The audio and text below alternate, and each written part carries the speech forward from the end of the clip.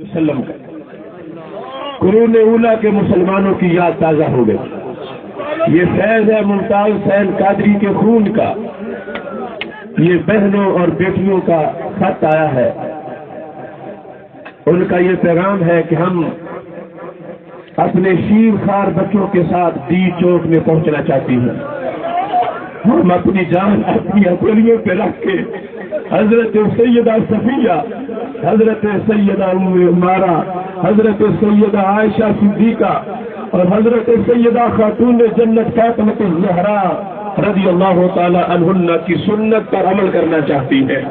ہم آپ کی اجازت کی منتظر ہیں. آپ ہمیں اجازت فرمائیں تاکہ ہم اپنی جانیں ہتھیلیوں پہ رکھ کے اور اپنے شیر خوار بچے لے کے ڈی چوک میں پہنچے. میں ان کی عظمت کو سلام کرتا ہوں. میں ان کے رسول کو سلام کرتا ہوں. میں ان کی دین کے ساتھ وفاؤں کو سلام کرتا ہوں. میں ان کے جذبہ جہاد اسلامی کو سلام کرتا ہوں. میں ان کے اس روشن کردار کو سلام کرتا ہوں.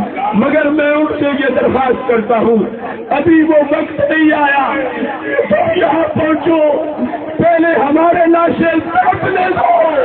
اگر ہم سے کوئی کسر باقی رہ گئی تو پھر تم بھی پہنچ جانا.